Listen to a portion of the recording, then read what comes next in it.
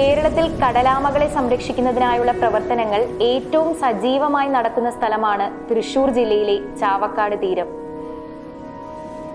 ചാവക്കാടിനും വെളിയങ്കോടിനും ഇടയിലുള്ള കടൽ തീരത്ത് കടലാമ സംരക്ഷണത്തിൽ ഏർപ്പെടുന്ന നിരവധി സംഘങ്ങൾ 2 പതിറ്റാണ്ടിലേറെയായി പ്രവർത്തിക്കുന്നുണ്ട്. കേരളത്തിന്റെ ഭാഗമായ സമുദ്രങ്ങളിൽ കാണുന്ന വംശനാശ ഭീഷണി നേരിടുന്ന ഒലിവ് റിഡ്ലി എന്ന കടലാമകളാണ് ഇവിടെ സംരക്ഷിക്കപ്പെടുന്നത്. ഒലിവ് റിഡ്ലി പെൺകടലാമകൾ മുട്ടയിടുന്നതിനായി മാത്രം ഒരു പ്രത്യേക സീസണിൽ തീരത്തേക്കെത്തുകയും മണലിൽ കുഴിയുണ്ടാക്കി മുട്ടയിട്ട് ഉടൻ തിരികെ പോകുകയും ചെയ്യുന്നു.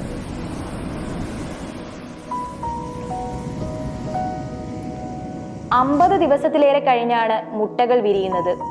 ഇതിനിടയിൽ മനുഷ്യരോ മൃഗങ്ങളോ മുട്ടകൾ എടുക്കുന്നത് പതിവായിരുന്നു. അങ്ങനെ കടലാമകളുടെ വംശം നശിക്കാൻ തുടങ്ങിയതോടെയാണ് ചിലർ ഈ മുട്ടകൾക്ക് കാവലായി എത്തുന്നത്.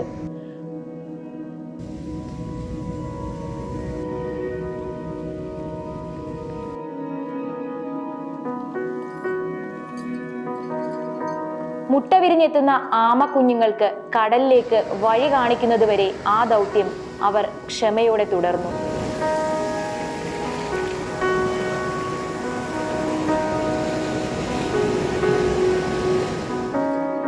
ആയിരത്തി 1990 ഞാൻ ഇടക്കഴിയൂർ CD സാഹിബ് സ്കൂളിൽ ജോയിൻ ചെയ്യുന്നത്. ക്ലാസ്സിലേക്ക് കുട്ടികൾ കൊണ്ടുവന്ന കടലാമുട്ടയും അതിൻ്റെ രുചിയുടെ വിവരണമൊക്കെയാണ് ഞങ്ങളിതിലേക്ക് ആകർഷിച്ചത്.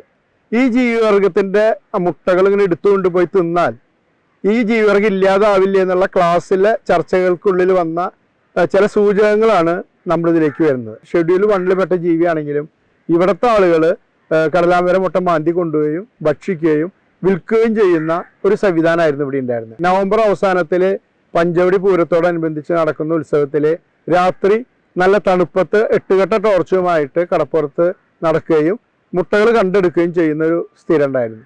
ആ ശീലം തന്നെ സ്ഥിരമായി അങ്ങനെ നടക്കുന്ന ആളുകൾ വിളിക്കുന്ന പേരാണ് മുട്ടവേട്ട എന്ന് പറയുന്നത്. ഇവിടെയാണ് ഇടക്കഴിയൂർ CD സാഹിബ് സ്കൂളിലെ കുട്ടികളും ഞാനും സംരക്ഷണ പ്രവർത്തനത്തിന് ഇറങ്ങുന്നത്. അങ്ങനെ ഈ ശാസ്ത്രമേളകളിൽ ഒരു പ്രോജക്റ്റായിട്ട് അവതരിപ്പിക്കാൻ സലീം എന്ന വിദ്യാർത്ഥിയാണ് എനിക്ക് കൂട്ടുകിട്ടുന്നത്. സ്കൂളിൽ പഠിക്കുന്ന സമയത്ത് ബാലശാസ്ത്ര കോൺഗ്രസിൽ അവതരിപ്പിക്കാൻ വേണ്ടിയിട്ട് ഒരു പ്രൊജക്റ്റ് അവതരിപ്പിക്കാൻ വേണ്ടിയിട്ടുള്ള ഒരു ആവശ്യാർത്ഥമാണ് ഞങ്ങൾ ഈ കടലാമ സംരക്ഷണവുമായി ബന്ധപ്പെട്ടിട്ടുള്ള കാര്യങ്ങളിലോട്ട് പോകുന്നത്. അതായത് അന്നത്തെ ഒരു സബ്ജക്റ്റ് ബയോഡൈവേഴ്സിറ്റി ഇൻ വാട്ടർ എന്നുള്ള സബ്ജക്റ്റ് ആയിരുന്നു. അപ്പം ഞങ്ങളുടെ സ്കൂൾ കടൽ തീരത്തായതുകൊണ്ട് തന്നെ ഏറ്റവും അടുത്തുള്ള കടലാണ്. അപ്പോൾ ഈ കടലിൽ സംരക്ഷിക്കപ്പെടുന്ന ഒരു ജീവി കടലാമ എന്നുള്ള നിലക്കാണ് ഞങ്ങൾ ആ ഒരു ഇതിലോട്ട് പോയത്. നവംബർ അവസാനം ആകുമ്പോൾ നമ്മൾ ബീച്ച് വാക്ക് എന്ന് പറഞ്ഞിട്ട് അല്ലെങ്കിൽ ടർട്ടിൽ വാക്ക് എന്ന് പറഞ്ഞിട്ട് ഒരു വാക്ക് നടക്കും നമ്മുടെ ഇടക്കഴിയൂർ പഞ്ചവടി ബീച്ചിൽ. അങ്ങനെ നടക്കുന്നത് എന്തിനാണെന്ന് വെച്ചാൽ അവിടെ കളിക്കുന്ന കുട്ടികളെയും അതുപോലെ ആ ബീച്ചിലുള്ള ആളുകളെയൊക്കെ ശ്രദ്ധ കിട്ടാൻ വേണ്ടിയാണ് നമ്മൾ ചെയ്യുന്നത്. ടർട്ടിൽ വാക്ക് നടത്തുന്നു, കടലാമകളെ സംരക്ഷിക്കാനും ഞങ്ങൾ വന്നുള്ളൂ എന്ന് പറയുന്നു. അപ്പോൾ അവർ നിങ്ങൾക്ക് വല്ല പണിയില്ല, വേറെ പണിയൊന്നുമില്ല, നിങ്ങൾ ഈ ഇതല്ലാണ്ട് വേറെ എത്രയോ ജീവജാലങ്ങളോട് സംരക്ഷിക്കാണ്ട്, ഇത് വല്ലപ്പോഴും വരുന്ന ജീവജാലങ്ങൾ എന്തിനെ സംരക്ഷിക്കാൻ നിങ്ങൾ നോക്കണമെന്നൊക്കെ ചോദിക്കും. നമുക്കതിന് സത്യം പറഞ്ഞ ഉത്തരങ്ങളില്ല. ഞങ്ങളപ്പോൾ ഒരു സയൻസ് ക്ലബിന്റെ ഭാഗമായിട്ട് നടത്തുന്ന ഒരു പ്രവർത്തനമാണ്, അതുകൊണ്ട് നിങ്ങൾ സഹകരിക്കണം എന്ന് പറയും. ഇതിങ്ങനെ പോണതിൻ്റെ ഇടയിൽ ലോക്കൽ ക്ലബ്ബുകൾ നമുക്ക് പിന്തുണ പ്രഖ്യാപിച്ചു വന്നു. ഞങ്ങൾ നടന്നോളാം പക്ഷേ ഞങ്ങളൊപ്പമുണ്ട് എന്ന് പറഞ്ഞ് അവർ നമുക്കൊപ്പം വന്നപ്പോഴാണ് ഇത് ശരിക്കും പറഞ്ഞാൽ ലൈവായിട്ട് വരുന്നത്. കഴിഞ്ഞ 21 വർഷമായി സൂര്യ കലാകായിക സാംസ്കാരിക വേദിയുടെ ആഭിമുഖ്യത്തിൽ കടലാമ സംരക്ഷണ പ്രവർത്തനം നടത്തുന്നു. ഇവിടെ ചാവക്കാട് നഗരസഭയുടെ തീരപ്രദേശമായിട്ടുള്ള 6 കിലോമീറ്റർ പ്രദേശത്താണ് സൂര്യ കടലാമ സംരക്ഷണ പ്രവർത്തനം നടത്തുന്നത്. ഈ കാലയളവിൽ 16,000-ഓളം കടലാമ കുഞ്ഞുങ്ങളെ കടലിലേക്ക് ഇറക്കിവിടാൻ കഴിഞ്ഞിട്ടുണ്ട്.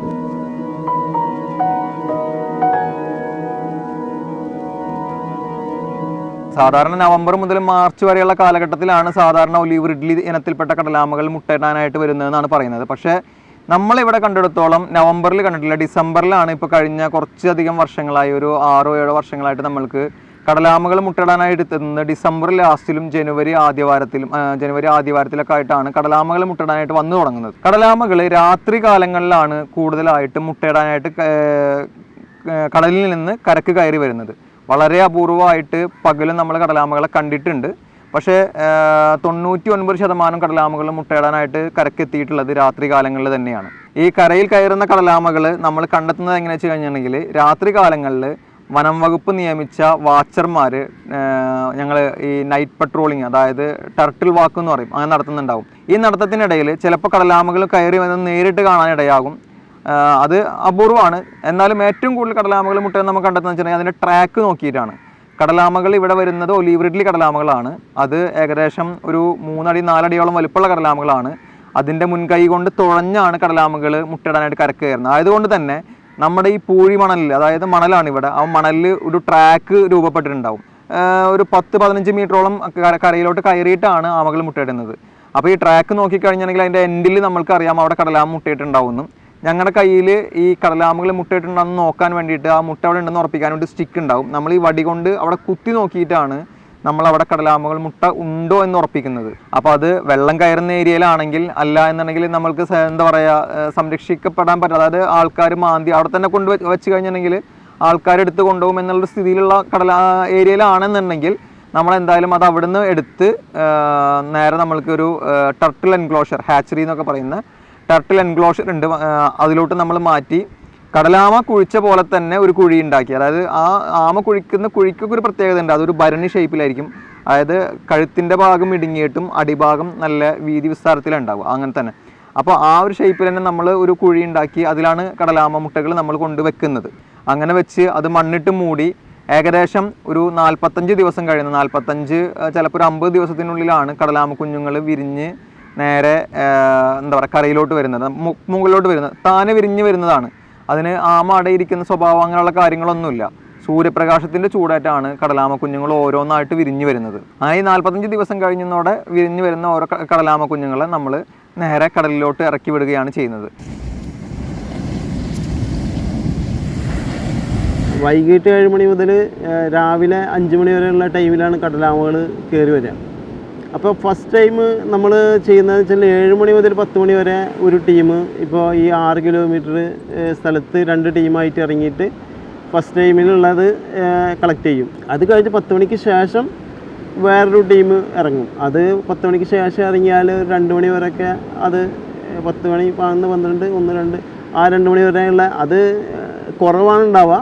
അത് കഴിഞ്ഞിട്ട് പുലർച്ചെ 5 മണി വരെയുള്ള ടൈം, ആ 5 മണി വരെയുള്ള ടൈം വലിയ ടൈമാണ്. കാരണം വെച്ചാൽ 5 മണിക്ക് ഇറങ്ങുന്ന പറഞ്ഞാൽ ആ ടൈമിൽ, ആ കറക്റ്റ് ടൈമിൽ നമുക്ക് മുട്ടയിട്ട ഉടനെ നമ്മൾ എത്തിപ്പെട്ടില്ല എന്നുണ്ടെങ്കിൽ നായ അതുപോലെ ഈ കുറുനരിയൊക്കെ കൊണ്ടുപോകാൻ ചാൻസ് കൂടുതലാണ്. ഒരുപാട് അകലെ നമുക്ക് മുട്ട കൊണ്ടുവെക്കാൻ സാധിക്കില്ല.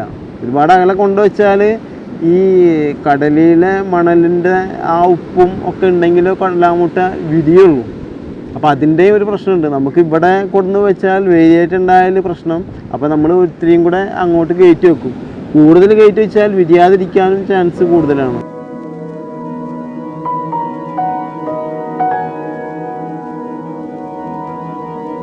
ഒലിവ് റിഡ്ലി വിഭാഗത്തിൽപ്പെട്ട കടലാമകൾ നമ്മുടെ മുട്ടയിടാൻ വരുന്നത്. ഈ മുട്ടയിടാൻ വരുന്നത് വർഷത്തിൽ 2 തവണയാണ് മുട്ടയിടാൻ വരിക. കടലാമകൾ മുട്ടയിടാൻ വരിക.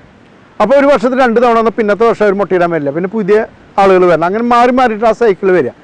ഇതിൽ ഒരു കടലാമ കുഞ്ഞ് കടലിലേക്ക് ഇറങ്ങിപ്പോയാൽ തിരിച്ച് മുട്ടയിടാൻ വരിക 18 കൊല്ലത്തിന് ശേഷമാണ് മുട്ടയിടാൻ വരിക. നമുക്ക് കഴിഞ്ഞ കൊല്ലം വന്നത് 700ഓളം കടലാമകളാണ്. പ്രൊട്ടക്റ്റ് ചെയ്ത കടലാമകളാണ് 700 അതിൽ കുറുക്കം മാന്തി കൊണ്ടേ 10-15 ഉണ്ടാവും. അതിൽ ഓരോ കടലാമയും 100-ന് മേലെയുള്ള മുട്ടകൾ ഇട്ടുണ്ട്. 100-120 മുട്ടയിട്ടുണ്ട്. അങ്ങനെ വരുമ്പോൾ 700 മുട്ടയിടുമ്പോൾ എത്ര മുട്ട വേണം നിങ്ങൾ ആലോചിച്ചൊക്കെ. ഇത് സ്ട്രെച്ച് ഇതായി മാത്രമല്ല, ചേറ്റുവ മുതൽ വെളിയങ്കോട് വരെയുള്ള സ്ട്രെച്ചിലുള്ളതാണ്. ഇത് നമ്മുടെ കണക്കിലുള്ളത് മാത്രം. അതായത് നമ്മൾ സംരക്ഷിച്ച കടലാമകൾ മാത്രമാണ്. അപ്പോൾ 700 ഉണ്ടെങ്കിൽ 70,000 മുട്ടകൾ നമ്മൾ സംരക്ഷിച്ചിട്ടുണ്ട്. അതിൻ്റെ ഒരു 50% വിരിയുള്ളൂ. ചില സമയത്ത് മാത്രമേ 80% വിരിയുള്ളൂ. അപ്പോൾ അതിനെക്കുറിച്ച് അത്രയും കുഞ്ഞുങ്ങൾ നമ്മൾ വിരിച്ച് കടലിൽ ഇറക്കിക്കൊണ്ടിരിക്കുന്നുണ്ട്. തുടക്കത്തിൽ ചെയ്യുമ്പോൾ ഞങ്ങൾക്ക് ഒരു ആമമുട്ടയും കിട്ടിയിരുന്നില്ല. ഞാൻ 2004 മുതൽ നല്ല ലൈവായിട്ട് കൂടി വന്നിരുന്നു. അപ്പോൾ ആദ്യം കിട്ടിയത് 70 ആണെങ്കിൽ പിന്നെ കൂടി അത് 700-ലേക്ക് വന്നു.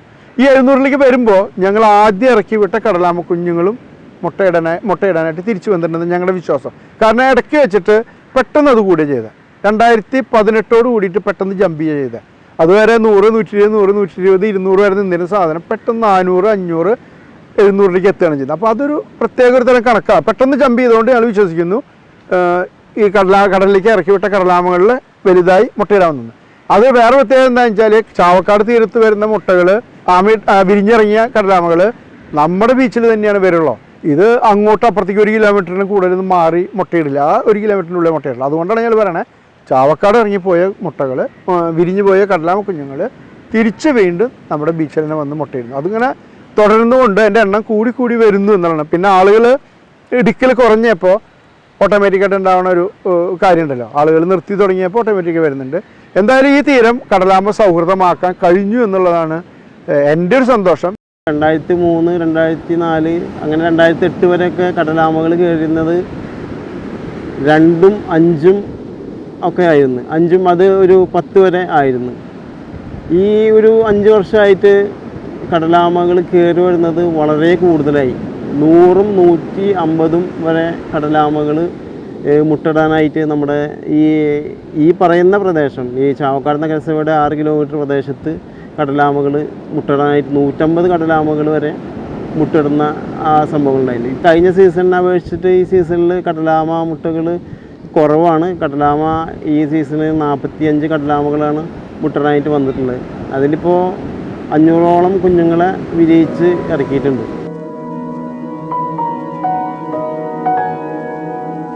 കടലാമ സംരക്ഷണം കടലിൻ്റെ തീരത്തുള്ള ആളുകളുടെ ആവേശമായി മാറി. അവരെല്ലാവരും സജീവമായിട്ട് പങ്കെടുത്തു. ഏതാണ്ട് 20ഓളം കടലാമ സംരക്ഷണ ഗ്രൂപ്പുകളുണ്ടായി. അവർ തമ്മിൽ തന്നെ മത്സരങ്ങളായി തുടങ്ങി. ഞങ്ങളൊരു ടർട്ടിൽ വാക്ക് എന്ന് പറഞ്ഞ പ്രോഗ്രാം നടത്താൻ വേണ്ടി തീരുമാനിച്ചു. ടർട്ടിൽ വാക്ക് നടത്താൻ തീരുമാനിച്ചപ്പോൾ അന്നത്തെ പ്രഭു സാറ് പറഞ്ഞു, കടലാമ എന്ന് പറയുന്ന ജീവി ഷെഡ്യൂൾ 1 പെട്ട ജീവിയാണ്. അത് സംരക്ഷിത ജീവിയാണ്, ഏറ്റവും അതിപ്രധാനത്തോടുകൂടി സംരക്ഷിക്കുന്ന ജീവിയാണ്. അതിനെ സംരക്ഷിക്കാൻ നിങ്ങളൊന്നല്ല ഇറങ്ങണ്ടേ, വനം വകുപ്പ് ഇറങ്ങണ്ടേ, സന്നദ്ധ സംഘടനകൾക്കൊന്നും ഇവിടെ റോളില്ല എന്നുള്ള പോലെ അദ്ദേഹം സംസാരിക്കുകയും അതിനോട് കൂടിയിട്ട് ഞങ്ങൾ പിൻവാങ്ങുകയാണ് ചെയ്തത്. അപ്പം ഞങ്ങളിപ്പോഴും ബോധവൽക്കരണ രംഗത്ത് ഗ്രീൻ ഹാബിറ്റാറ്റ് സജീവമായിട്ട് പ്രവർത്തിക്കുന്നുണ്ട്. അതിന് ഞങ്ങൾക്ക് നാട്ടുകാരുടെയും ഉദ്യോഗസ്ഥന്മാരും സ്കൂളുകാരുടെ ഒക്കെ പിന്തുണയുണ്ട്. അതുകൊണ്ട് ഇത്തരം പ്രവർത്തനം ഭംഗിയായിട്ട് നടക്കുന്നുണ്ട്. നമ്മൾ ഇവിടുത്തെ നാട്ടുകാരുടെ പരിപൂർണ എന്താ പറയുക സഹകരണത്തോടു കൂടെയാണ് നമ്മൾ കടലാമ സംരക്ഷണ പ്രവർത്തനങ്ങൾ ഇവിടെ നടത്തി വന്നിരുന്നത്. ഇവിടുത്തെ ലോക്കലി ആൾക്കാരുടെ സപ്പോർട്ട് ഇല്ലാതെ ഒരിക്കലും കടലാമ സംരക്ഷണം നടത്താൻ പറ്റില്ല എന്നുള്ള അഭിപ്രായക്കാരാണ് ഞാൻ. അത് അനുഭവം കൊണ്ടും പറയുന്ന ഒരു കാര്യമാണ്. അപ്പോൾ ആദ്യകാലങ്ങളിൽ നമ്മൾ കടലാമ സംരക്ഷണ പ്രവർത്തനങ്ങൾ നടത്തുമ്പോൾ എൻ്റെ കൂടെ ഇവിടുത്തെ ലോക്കലായിട്ടുള്ള പിള്ളേരുണ്ടായിരുന്നു. അതിൻ്റെ ഒരു കാരണം എന്ന് വെച്ച് കഴിഞ്ഞാൽ എനിക്ക് നാളെ ഞാനില്ലാത്തൊരവസ്ഥ വരുമ്പോൾ, ഞാനൊരു ജോലിപരമായിട്ടോ അല്ലെങ്കിൽ എനിക്ക് വേറെ എന്തെങ്കിലും പറ്റി കഴിഞ്ഞിട്ടുണ്ടെങ്കിലോ, ഞാനായിട്ടൊരു വാച്ചർ ഇല്ലാതാവുന്ന ഒരു അവസ്ഥ വരുമ്പോൾ വേറെ അവിടെ ഒരു ആളില്ല. അപ്പോൾ അതിന് ഒരു എന്താ പറയുക, കടലാമ മുട്ടകൾ എങ്ങനെ അത് ഹാച്ചറിയിലോട്ട് മാറണം എന്നുള്ള തരത്തിൽ ട്രെയിനിങ് കിട്ടിയ ആൾക്കാരില്ലാത്തൊരു അവസ്ഥ വരും. പിന്നീട് വന്ന ചില വനം വകുപ്പ് ഉദ്യോഗസ്ഥർ നമ്മളോട് ഈ പറഞ്ഞ പോലെ എന്താ പറയുക, വനം വകുപ്പ് നിയമിച്ചിട്ടുള്ള വാച്ചർമാർ മാത്രം കടലാമ സംരക്ഷണ പ്രവർത്തനങ്ങൾ നടത്തിയാൽ മതി എന്നുള്ളതിൻ്റെ അങ്ങനെ പറഞ്ഞതിൻ്റെ അടിസ്ഥാനത്തിൽ അവസാന കാലഘട്ടങ്ങളിൽ കടലാമ സംരക്ഷണത്തിന് എനിക്കാണ് വാച്ചറായിട്ട് എന്നെയാണ് നിയമിച്ചിട്ടുണ്ടായിരുന്നത്. എനിക്ക് മാത്രമായിട്ട് നടക്കേണ്ട ഒരു അവസ്ഥയായിരുന്നു. രാത്രി കാലങ്ങളിൽ ഒറ്റയ്ക്ക് കടലാമ സംരക്ഷണ പ്രവർത്തനം നടത്താൻ വേണ്ടി നമ്മൾ ഈ ബീച്ചിൽ ഒറ്റയ്ക്ക് നടക്കുമ്പോൾ ഒരുപാട് ബുദ്ധിമുട്ടുകളുണ്ട്. അപ്പോൾ എപ്പോഴും ഒരാൾ എന്നുള്ളത് മാറ്റിയിട്ട് ഒരു സംഘമായിട്ട് രൂപീകരിച്ച് ചെയ്യുന്നതായിരിക്കും ഏറ്റവും നല്ലതെന്നാണ് എനിക്ക് തോന്നുന്നത്.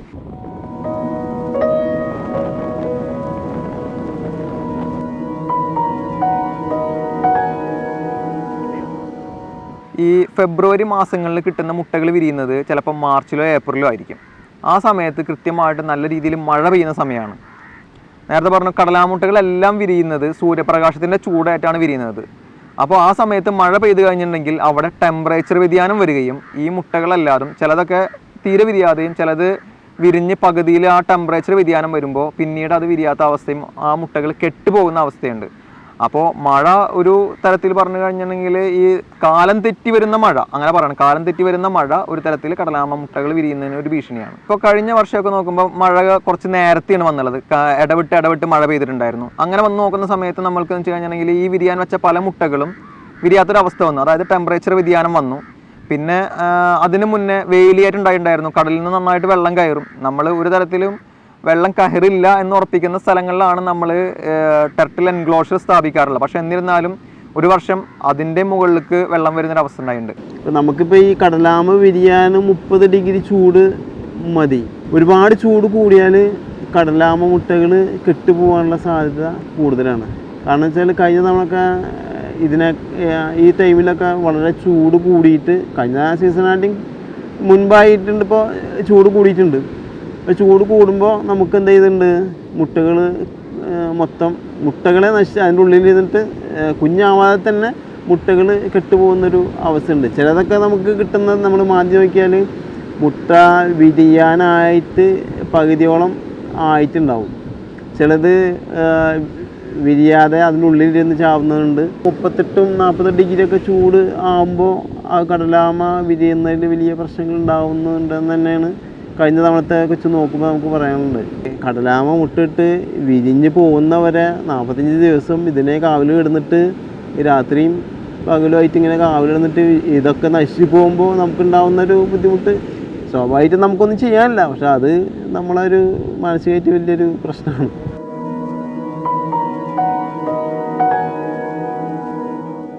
ഈ സീസണിൽ ഇപ്പോൾ കുറച്ച് കടലാമകൾ ചത്ത്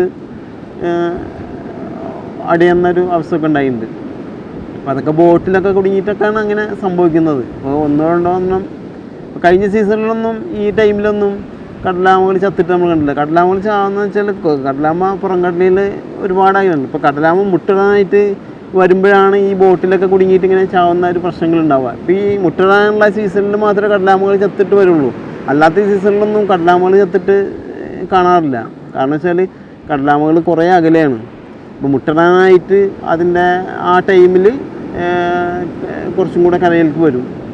അപ്പോൾ അത് വരുമ്പോഴാണ് ഇങ്ങനെയുള്ള ബോട്ടിലെ പ്രശ്നങ്ങൾ ഉണ്ടാകുന്നത് ഇങ്ങനെ വരുന്നത്.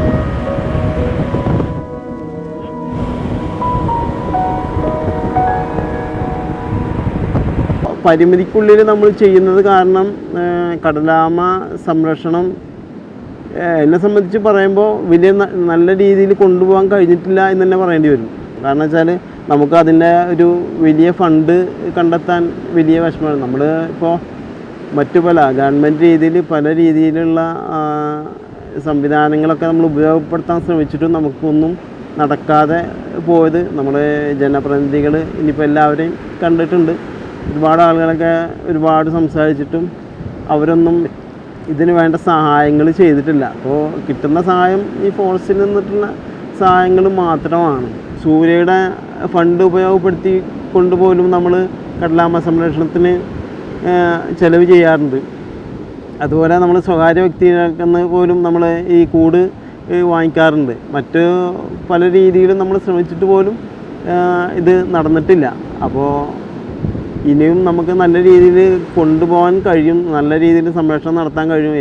കാരണം എന്ന് വെച്ചാൽ കേരളത്തിൽ തന്നെ ഏറ്റവും കൂടുതൽ കടലാമകൾ കയറുന്നൊരു പ്രദേശമാണ് ചാവക്കാട് എന്നുള്ളത് കൊണ്ട് ഇതിന് വേണ്ടിയിട്ടുള്ള നല്ല സഹായങ്ങൾ ഉണ്ടാവുകയാണെന്നുണ്ടെങ്കിൽ ഇനിയും നല്ല രീതിയിൽ കടലാമ സംരക്ഷണം മുന്നോട്ട് കൊണ്ടുപോകാൻ കഴിയും എന്നാണ് പ്രതീക്ഷ.